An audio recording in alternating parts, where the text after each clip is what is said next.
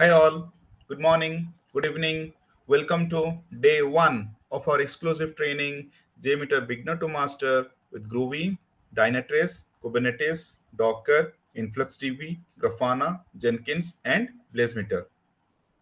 And the training is in line with BlazeMeter Intro and Pro JMeter certification. So my name is Chandra, and I'll be your trainer for this, training on JMeter. So guys, yesterday we had the demo session, right? And in the demo session, we have gone through the topics which I'm going to cover as part of this training. Along with that, we have started with some of the introduction. So we'll continue from there. As I told you yesterday, each and every session is going to be recorded. You will have the lifetime access to the recordings. So the recordings will be shared the very next day, guys. So you'll all have the lifetime access to the videos, each and every document, each and every notes, whatever I present during the sessions will be shared with you all the test scripts, test results, right? And other, topics, whatever is documented, that will be shared with you all, guys. The interview questions will be discussed with each, related to each and every topic, as well as the questions related to the JMeter certifications will also be discussed. So yes, today, we'll be continuing with our session, and I had given a question, guys. Performance testing, right, is a type of functional testing or non-functional testing. Definitely, performance testing is a type of non-functional testing where we are not verifying the functionality, because for functional testing we are again doing different types of testing, that is unit testing, system integration testing, right? So then user acceptance testing. So for performance testing point of view, our objective is on the non-functional aspect. So an application might be working correct as per the functionality, but if it is not responding to the user, or it is responding very slowly, then the performance is not good, right? So that is why performance testing is a type of non-functional testing, guys. So before I start for the day, anyone has any queries from the previous session? Anyone, any queries from the previous session? Okay, so I'll take it as a no, guys. But yes, I encourage you all to please ask questions as much as possible, clarify all your doubts, okay? And do not keep the questions to yourself. Please share in the group. And if you are hesitant to speak, guys, you can put your questions in the chat also.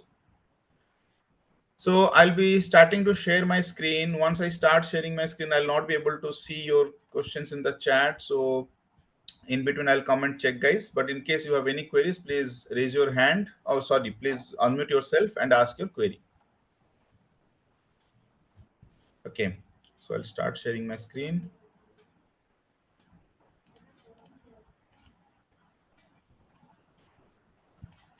Hope my screen is visible to all of you. Can anyone confirm? Yes. Thank you so much. So guys, yesterday we had started with this particular topic, right? Why performance testing is required. Clear, everyone? So I told you that there are three main reasons because of which performance testing is required. They are speed, right? Scalability and reliability. Now let me explain them, guys. What is speed? Guys, whenever you are using any application, right? May it be a web application, may it be a mobile application, may it be a desktop application, any application you are using. So when you are using, you are the user of that application. Agree? So when you are the user and you are using that application, let's say it is a web application, guys, and you are trying to launch the application, launch the website, launch the URL. What happens? A page Load. will open up on your browser. Agree? A page will open up on your browser. Now it will take some time, right? So as soon as you enter the URL and hit enter, some applications will load very fast or will appear on your browser very fast. Some applications will take longer times to appear on your browser. Sometimes the page keeps on loading, right? Keeps on loading. Also, guys, whenever any page loads, does all the elements on the page load at one go? No, right? Some portions of the page load faster, or some elements load faster, and some elements appear a bit late for the same page. Do all of you agree with me? Yes. Yes. Very good. So speed means the rate, right? Or the the how fast the application loads for the user. That is the speed. Now it is only about a page, guys, or a web page. Now let's say uh, we all are, let's say, working in a company, and we get the salary, right? Now to get this salary, what happens, guys? Payroll runs, right? Payroll is a process. The payroll is processed. Now, to in order to process the payroll from a functional point of view, there are different inputs required, like what is your salary, how many leaves have you availed, right? And human resources aspects, all those things will be taken into account, and your payroll will be processed for that particular month. Now, there will be a process in the application, there will be a batch job in the application to process your payroll. Yes or no, guys? Now, if a payroll process or the same payroll process, okay, the same payroll process is processing the payroll for 1000 employees, and the same payroll process is processing the payroll for 10,000 employees, do you think the time taken to complete the process will be same in both the cases? Anyone? No. No. No, right? Yes. The payroll process for 1000 employees and the same payroll process for 10,000 employees, definitely there will be a difference. So it's not always about the loading of the page. Sometimes it could be about the background processes running in the application. Sometimes it could be the volume of, or let's say you are uploading a file, guys, right? You are uploading a file, or you are uploading some volume of records. You are doing a bulk upload. So that has to be also, that also has to happen at a expected speed. See, when you are loading the data, whether the data is loading correctly or not, that is none of my business. Whether the data is loading correctly or not, whether it is going to the required tables or not, that is different. That is functional aspect. How fast it is loading, how much time does it take to load the data, that is the metric, or that is the measurement in which I am interested. So all these things, whatever I explained, they revolve around the speed of the application. So it can be the speed of the application, right? Or the speed of any process, right? The speed of any operation. Yes or no? There are processes, guys, which run for almost 2 days, 3 days also. Okay. So all of you understood speed, right? So how fast my application is responding to the user, or how fast a process is getting completed in an application, how fast an operation is getting executed in an application. That is the speed. Clear, everyone? Next, guys, scalability. Now, you created one application, okay? Let's say ABC application. You are a startup. You have created one application. Today, you are expecting the application to be used by 1000 users. Okay. Today, you are expecting the application to be used by 1000 users. 3 years down the lane, guys. 3 years down the lane, will you expect the same 1000 users to use your application? No. How many will access, that is a different thing. But what is your expectation? Do you expect, or do you think that the same 1000 users who are using your application today, they will that number will remain constant after 3 years? No, sir. Definitely not. right? It could go in either direction, but you should be always positive because it is your own application. You have created that application. You will always try to, popularize your application, uh, try to get more profits, right? And try to get more users onboarded to your application. So definitely, so on a positive note, guys, we can think that, let's say after 3 years, the volume becomes 3 times. Let's say 3,000 users are accessing the application, right? Now, guys, this application which you created today, you are expecting 1,000 users. After 3 years, let's say 3,000 users are going to use your application.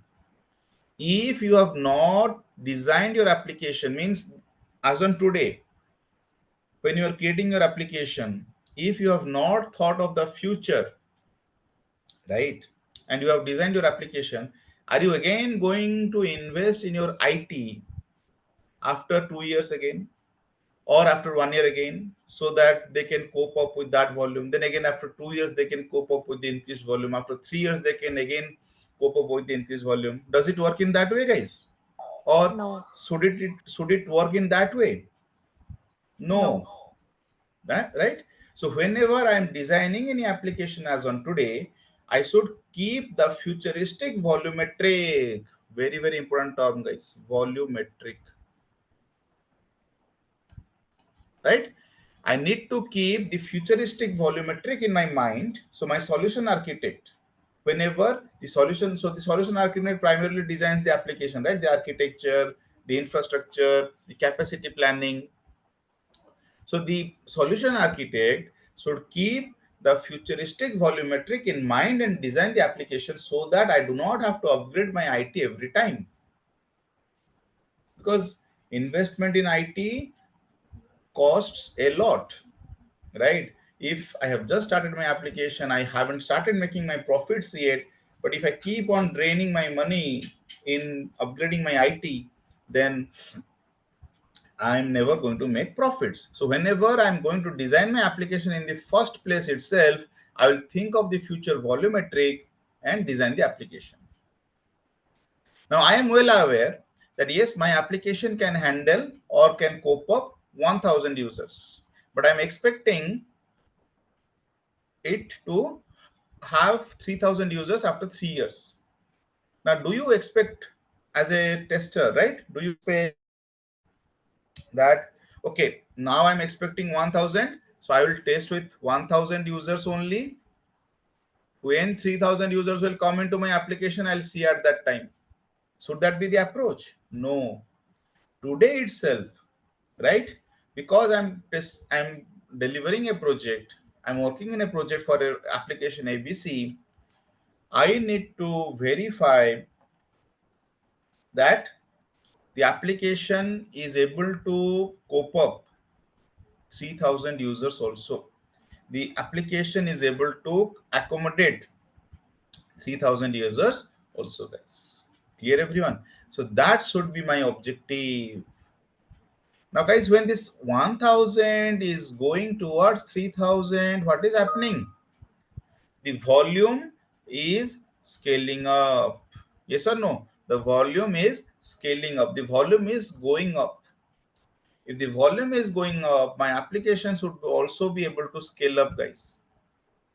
Okay, my application should be able to support that volumetric. So I'm verifying whether my application can scale up or not, whether my application can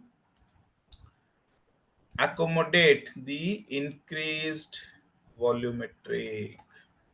Okay, increased volumetric. Over there, I'm checking the scalability factor of my application. Clear, everyone? Yes. All of you understood speed and scalability till now? Yes. Yes. Very good. Very good. So that is where, nowadays what happens during COVID, right? You all would have heard a term, digital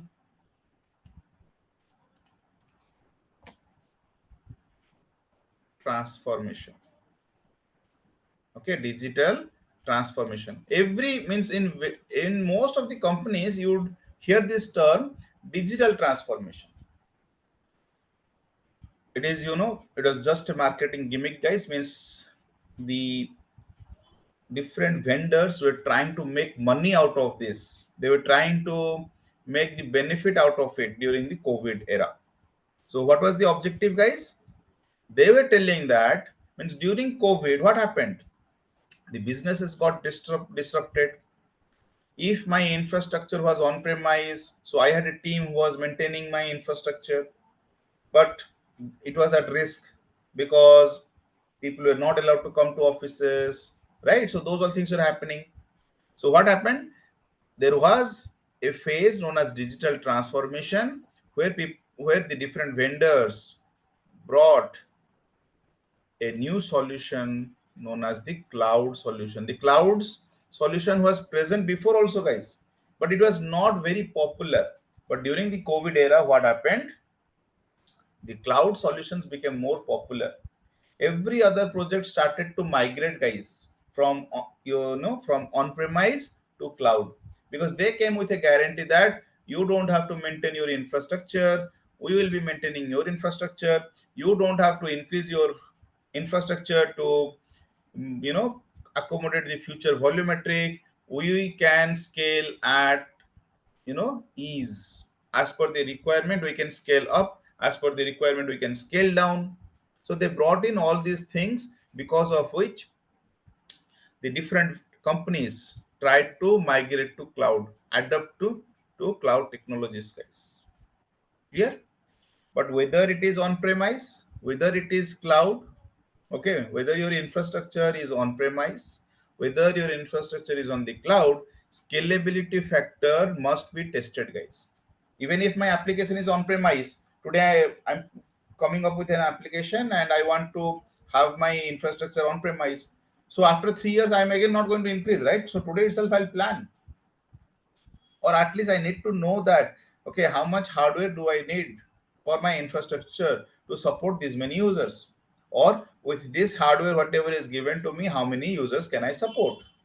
That confirmation I need to have, so that I can plan accordingly. That is where we are verifying the scalability factor. Next, guys, reliability. Let's say my application is having very good speed. My application is highly scalable. Okay, I'm using those things. So let's say my application is having very good speed. Let's say my application is highly scalable. But what about the question that whether it is going to have the same speed, whether it is going to have the same highly scalable factor over long periods of time? My application is used by 10,000 users, for example, or 1,000 users, for example. It is having very good speed for 1 hour, 2 hour, 4 hours. But beyond that, it is not able to, maintain the same performance.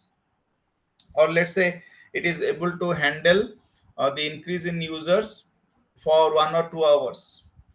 But if the same volume remains on the system for longer period of time, the system is not able to cope up. So can I say that the performance of my application is good?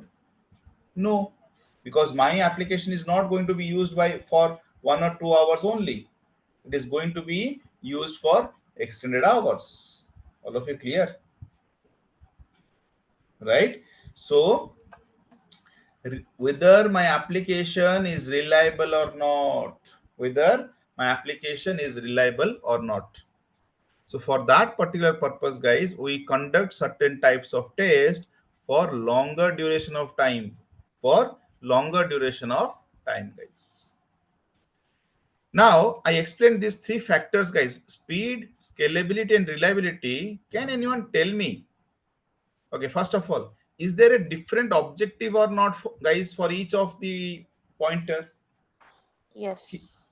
The first pointer or first bullet point, focuses on the speed of the application. The second one focuses on the scalability factor of the application. The third one focuses on the reliability of the application, whether my application is reliable or not. So guys, here what happens, in speed, when we are trying to measure the speed, I will focus on my average load. Okay, let's say today or in the month of January, 800 users are going to use. In the month of February, let's say 1200, March 1100. So I take out the average and it comes out to be, let's say, 1000. Okay, so that is my average load or normal load. Okay, but let's say it is an e-commerce application, guys. So we have these festive sales, right? So during the festive sales, do you think the number of users using the application is same as the number of users using the same application during other periods of time, guys, in the year? No. No, right? No. It is definitely different. So during the festive sale, you have the increased number of users, my increased volumetric. Okay. So here I focus on my peak load, guys. In scalability, I focus on my peak load. Then in the reliability, here my load is not a big factor. Who can tell me what is a big factor here? What is the primary factor here for reliability? Time. Very good. Time. Longer durations of time, right? Clear, everyone? Are all of you understanding why performance testing is required? We have to assess the speed, the scalability, the reliability of the application. We have to evaluate it. But yes, now based on these factors, there are different types of tests also which we conduct. There are different types of tests which we conduct, but we will go to those, test types in our future sessions. Okay. Shall I move to the next section, guys? Any questions, anyone? Okay. So now we'll look into some of the common terminologies, guys, which is used in performance testing. So you all should be aware of these terms. Okay. Whoever has experience in performance testing, they would already be aware. But again, our training batch is basically, focusing on the JMeter part. So I'm assuming because there would be some people also who would not be into performance testing before. So for the benefit of everyone, we have to have a common ground, right? So guys, whenever we will do performance testing, we'll hear this term virtual user. Now let's say my expected volumetric is 10,000 users. Okay, my expected volumetric is 10,000 users. I have to test my application with 10,000 users. So guys, so my application has to be used by 10,000 users. So does that mean I'll recruit or I'll hire 10,000 people to do my performance test? No. No. Are all of you trying to visualize?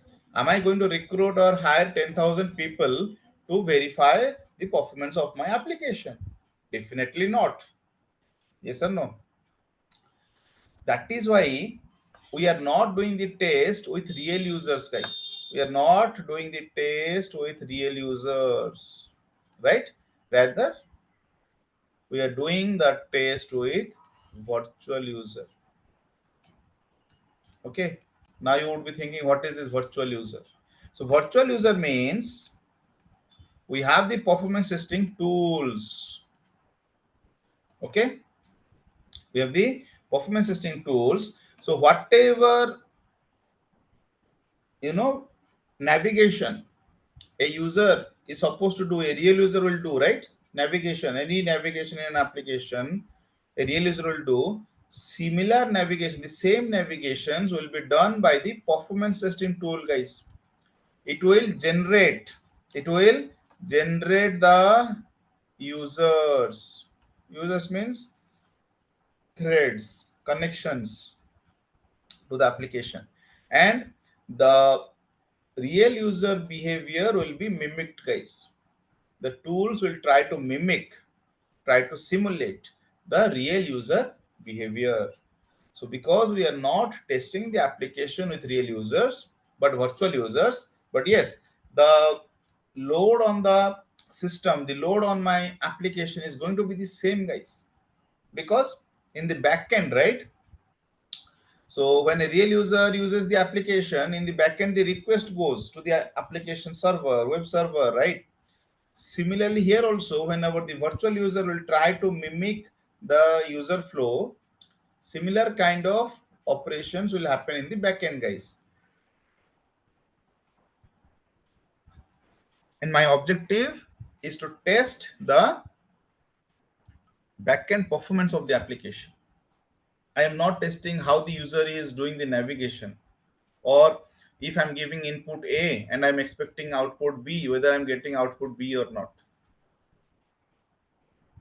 I should be getting output B, but I'm not verifying that here. Rather, I'm verifying whether my application is able to handle X number of users and giving the output as B whenever the input given is A.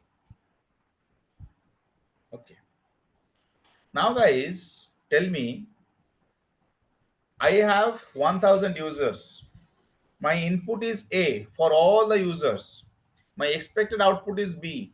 Do you think the expected output can differ for all the users? Not for all the users, means among those 1000 users, the actual output, can it be different for different users, even though the input is A for all the users?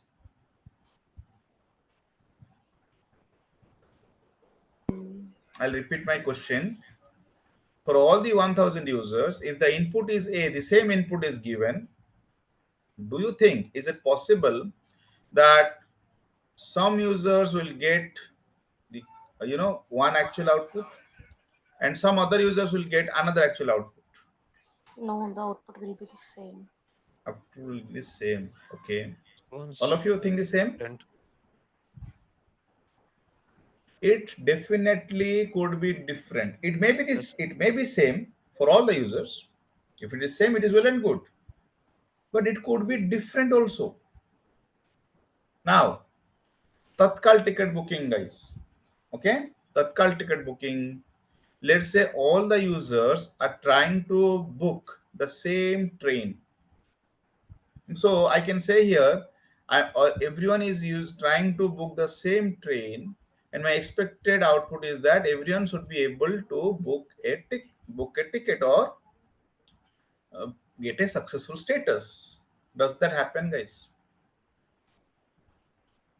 No, it will But be different. for Output the will be different. Tatkal ticket booking, if let's say there is only one user accessing the application, definitely we can say the probability is very high that the ticket will be booked.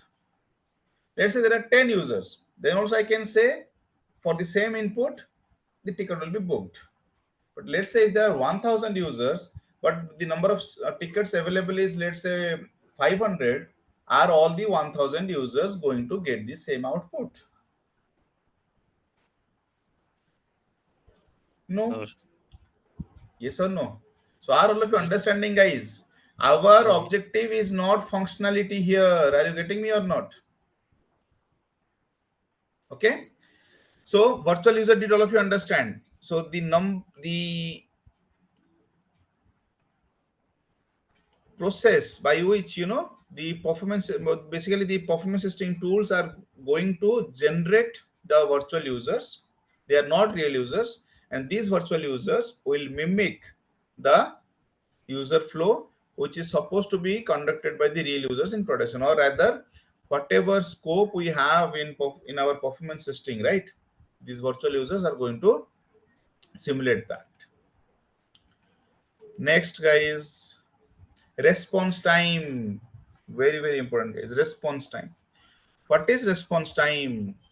So in a client server architecture, we have this client. Client means, anyone who can tell me what is client? Client is End your user. browser. Yeah, end user. Yes, very good. End user. So end user will use the web application on a browser, right? So I can say my browser is the client. Okay. Whenever they launch the application, what will happen? They hit the URL and hit enter. Then what happens, you know, guys? There is a request which goes to the server. This is my server. The server processes this request, right? Processes this request and then sends back a response. And when that response is loaded on my browser, I can see the homepage of the application. I hope you all are aware of this. Yes or no? Who is not aware, guys? Anyone? Similarly, when you see the home page, what will happen? The user will, let's say, click on login, right? Or yeah, the login, let's say the login page is not present on the home page. So there is a hyperlink to click on login. So if they click on login, what happens? Again, a request will go to the server. The server processes that request and then the response comes back. So the login page is displayed. Then the user enters the credentials and hits login. So another request goes.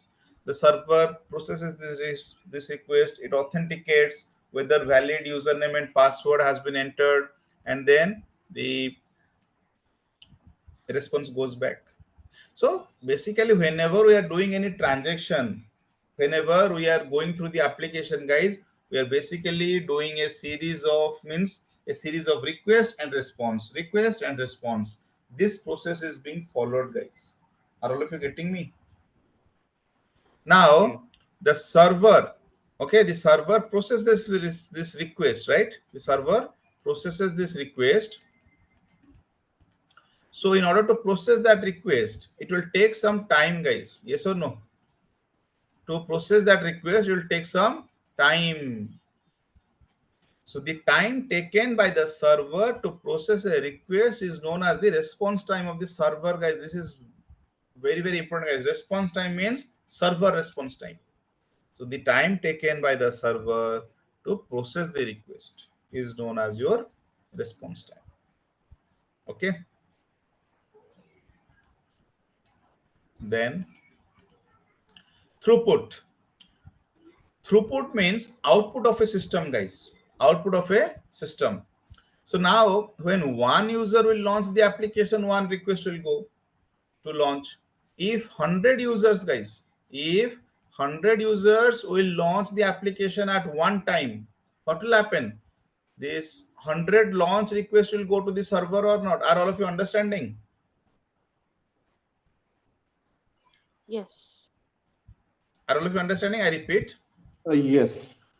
When only one user launches the application, a single launch request will go to the server. Agree? But if 100 users are launching the application at the same time, 100 launch requests will go to the server. Now, do you think, guys, the time taken by the server to process the single request and the time taken by the server to process the 100 requests will be the same? No. No, right? Also, the stress, right? The stress, the load on the server. When there is only one request, it will be very low. But when there are 100 requests, there will be some load on the server. Yes or no, guys? So throughput means output, guys. If I say in let's say one user, okay, one user is sending the launch request, and the server took 1 second to process that request. So in 1 second, how many requests got processed, guys? Only one. If only one user has sent the launch request and the server processes that in 1 second, so can I say in 1 second, one request got processed by the server? Yeah. Right? But if let's say 100 request goes to the server, 100 requests goes to the server, and server processes all those 100 requests in 2 seconds. The server processed all the 100 requests in 2 seconds. So I can say that 100 requests got processed in 2 seconds, or rather 50 requests got processed in 1 second. That I can say. So guys, the number of requests processed by the server per unit time, number of requests processed by the server per unit time is known as the throughput. This unit time can be seconds, the unit time can be minutes, the unit time can be hour. Okay, so whatever is the number of requests processed by the server per unit time. Like I gave the example in the first case, 1 request in 1 second, so I can say the throughput was 1. But in the next, I told 100 requests in 2 seconds got processed. So in 1 second, 50 requests. So I can say the throughput is 50 per second. Okay, yet I think someone was asking a question. Yeah, Chandra, I have a doubt here. So the process the request in the sense like when the client is sending some request, so the server is accepting the request and sending the response. So the processing of request means accepting and sending the response. Is that right? Yes. Okay, so the response time is like the time taken by the server to send to the client is the response time. No, I'll come to that. So response time means basically whatever time it took over here. Okay, that is your response time. Then some time will be involved for, you know, for the response to reach from the server to the client, right? Some time. Yeah. So I'll come to that. Okay. Okay. There is another term for that. This is not, this is not relevant here, guys. The time taken by the request to reach from the client to the server. No. As soon as the request reaches the server, then only the server can start processing. So from that time, the time will start. So the response time does not include the time taken from server to reach the client. It does not include. No. If I go by the definition, the actual definition of response time, it is actually only the time taken by the server to process the request. Okay. So throughput is like, so what is throughput here in the diagram? Throughput is like per unit time. Like I gave one example, like if only one user sent one request and that request got processed in 1 second. So the throughput, I'll say 1 transaction per second. But if 100 users sent 100 requests and all those 100 requests were processed by the server in 2 seconds, so per second I can say 50 requests got processed. So I can say 50 is my throughput. Okay, Chandra, got it. Thank you. Got it, na? Okay. Thank you so much. Any other queries anyone? See, I am encouraging guys, ask questions. I want you all to ask questions. I'll never discourage you guys to ask questions. Okay? These notes will be provided or we have to write down during the class, the definitions and all? The definitions will be provided. The PowerPoint deck will, the slides will also be provided, guys. Okay. But again, whatever I'm explaining, everything, those things will not be there in the notes, right? I hope you understand. Because for that, we have the recordings. Sure. Right?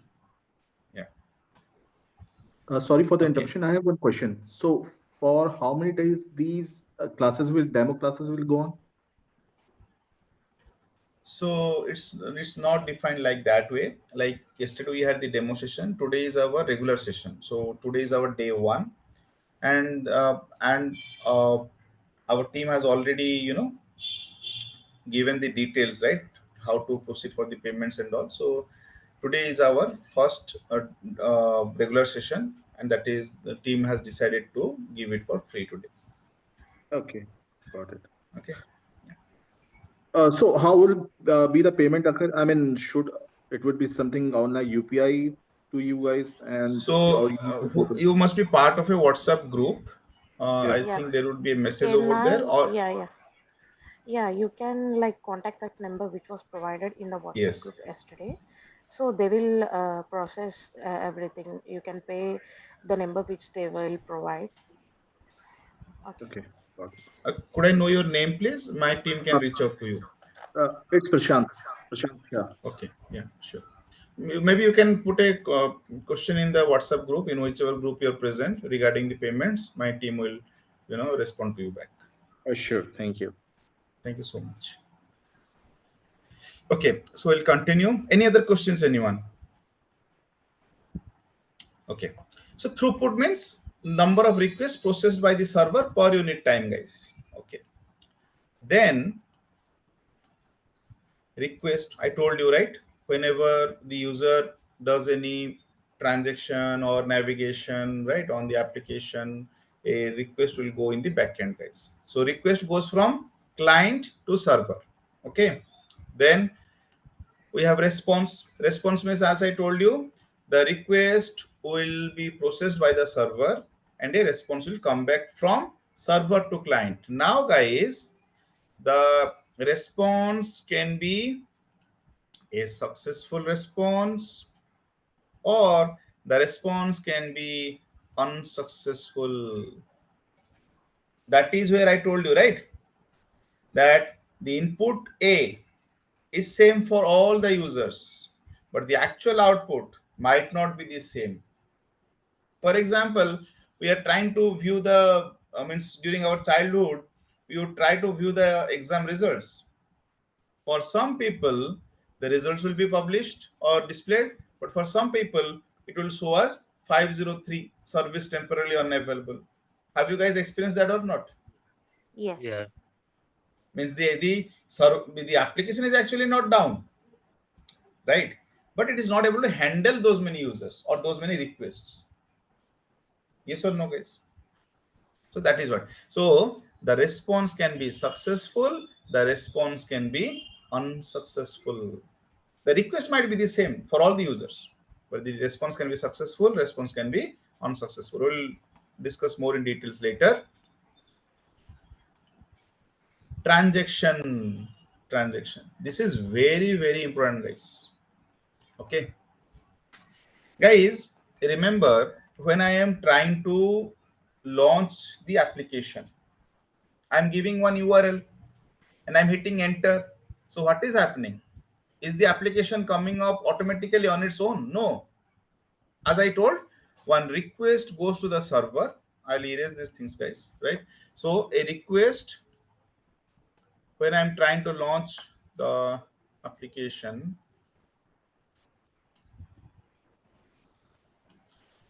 the request goes to the server. Now, when I am hitting the URL, guys, when I'm hitting the URL and hitting enter, or I'll give provide. Can I request everyone to be on mute, please?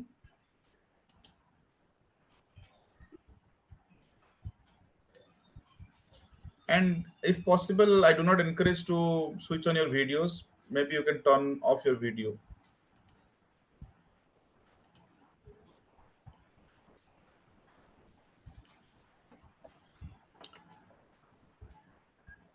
Okay, sorry, where was I? Okay, so transaction. Guys, whenever a user enters the URL and hits enter, right, the application opens up. Similarly, once the application opens up, the user will, let's say, hit on login or some other button on the application. Then what happens? That particular page will open up or will appear on the browser. Yes or no? So when the user is doing these things, guys, like providing the URL and hitting enter, or uh, navigating to some page on the application, so the user is performing some action on the application, or not everyone, right? The user is performing some action. This action performed by the user is called as user action. Okay, this action performed by the user is known as user action. Any user action, whenever any user action leads to an interaction with the server, that I can call as a transaction. I repeat. First of all, did all of you understand user action or action by the user on the application? Very simple. User action. Any user action which results in the interaction of the client with the server is known as transaction. Now you all would be thinking that whenever I'll use the application, I'll get some I'll get the interaction with the server. That is not the case, guys. That is not the case. Let's say there is a form. Okay, there are different fields to fill up. This is, let's say, the email field, guys. Email field. Then I have the password field. Then I have the mobile number. In this mobile number field, if I enter alphabets, what is my expectation, guys, from functional point of view? Numbers. Error. It should be only the numbers. It should be the numbers. It should throw some error. Okay. Now, as a good practice, guys, now this form can be developed differently by different developers. Some will say, let the user enter all the fields and then hit submit. Then I will show the error. Right. So when I hit submit, definitely the request will go to the server, guys. Okay. But some good developers, what they will do, as soon as you are entering alphabets in this mobile number field, there will be some error message displayed. All of you agree with me? Yes, sir. Yes. Without even hitting the submit button. Yes or no? You are not Yeah. hitting submit button. Only you are entering alphabets in a field where numbers are only allowed. In that case, I'll get some error displayed. So that is, who can tell me what is that called as? Pop-up. No. Error Not the handling. display part. Yeah, error handling. But again, for error handling, there are two kinds of error handling. Who can tell me what are they? So Positive and negative message. No, I Okay. think someone was saying yes. Before Client- that, someone was saying, yeah. Please go on. Continue. Client side error. Client side validation. Right. Client side validation means this validation, whether I'm entering numbers or alphabets, is being done on the client side itself. For this validation, no request is being sent to the server. And the other one is server side validation. For example, my username and password login. If I am giving incorrect username and password without hitting login, will I be able to know whether I have given correct credentials or incorrect credentials? No, right? That has to be validated in the server only. So that is my server side validation. This is my client side validation. Now in this client side validation, the request did not go to the server, guys. So I cannot call this as a user transaction. Did all of you understand? Means this is a user action. The user entered alphabets in a field where numbers are only allowed, but that did not result in an interaction with the server. So I'll not call it as a transaction. But let's say I'm giving invalid credentials, username and password, and I'm hitting login. So I'll get an error message, and that definitely has gone to the server, and then the error message has been displayed. That I'll call as a transaction. Are all of you clear? Yeah. Chandra, I have one question here. When you said client side, right, the server side, so any of the validation, it should be synced with both, right? For example, when we say for the mobile as well as the email, both, say for if you give in the client side, in the UI, number should be only numeric. Same match should be in the server as well, right? Because in server side, we cannot have separate validation. So both should be in sync only, right? Is that my understanding is No. The validation should be. See, I'm not able to understand your question, but your question doesn't apply here because my mobile number is a 10-digit number, right? Now, do you expect my application means I'll enter alphabets, then I hit submit, it goes to the server processes that, checks whether I have entered 10 numbers or not, and then it gives me an error. That can also be done, but that is not a good practice of developing yeah, applications. Because the okay, because when we say yeah, tell me. yeah, no, Yeah, sorry, tell before me. you continue, when you say server, my understanding is database server. So now you can continue whether based on that, yeah. Yes. Server means it can be application server, database server, backend, your backend systems. Understood? Now, for this form specifically, I'm saying when I am entering alphabets in place of numbers, my expectation is that it doesn't need to send a request to the server, because when I'm sending a request to the server, I'm putting a load on the server, guys. If it can be handled in the client itself, on the browser itself, there's no need to send it to the server. So my performance of the application is also not impacted. But here my objective was to explain you that how after doing one user action also, like I was entering the numbers, or sorry, the alphabets, right? So the user was doing some action on the application, but that did not result in an interaction with the server. So I cannot call that as a transaction. Are you getting me? So any user action which results to an interaction between the client and server will be called as a transaction. Okay. Yeah, got it. Yeah. Thank you. So this is transaction, guys. Then transactions per second, I already explained. So the throughput, throughput can also be called as transactions per second, but throughput is a more general thing. Like as I told you, number of requests processed by the server per unit time. So transactions per second, transactions per minute, transactions per hour, all are throughput. So transactions per second is basically a subset of throughput, guys. Okay, transactions per second means the number of transactions processed by the server per second. Okay, so guys, we'll stop the session here today. We'll resume in the next one. But before I stop, anyone has any queries? So Chandra, like for example, I'm opening the Amazon.com, then that is one transaction. That is a transaction. Yes. So again, there I enter the invalid login and password. That is not a transaction. That is a transaction.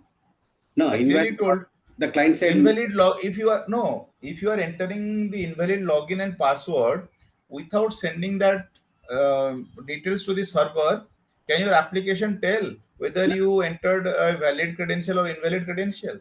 No, I'm not talking about the invalid credentials. I'm talking about just like general like. If you are trying to register a user, for example, on Amazon.com, there is an email field.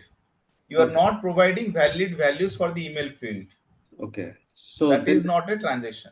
Oh, okay. I got it. Okay, Chandra. Okay. I'll show these things. Chandra, I have a question. Yeah. So what is difference between throughput and transition per second? Because throughput is also hit per second, right? And transition per second is also hit per second. That is what hits per second is different. Throughput can be called as the number of hits per second processed by the server. Throughput means output. Okay. Hits per second is requests per second. But I clearly told you here, throughput is a blanket term. Means throughput is number of requests per unit time. That unit time can be per second, per minute, per hour. But transactions per second means specifically it is per second. So I clearly told transactions per second is a subset of throughput. Okay. means transactions per second can also be called as throughput of the system. Yeah, that is what I was. Okay. I I mean, do not deny that. So transactions per second means your throughput of your system. But again, transactions per minute can also be throughput of the system. Transactions per hour can also be throughput of the system. Are you getting me? yes. And hits per second means requests per second. It is not. But if I say the number of hits or the number of hits processed by the server per second is the throughput. Okay. But the number of hits per second means number of requests per second going to the server. Okay. Okay. So We'll come to that. The question.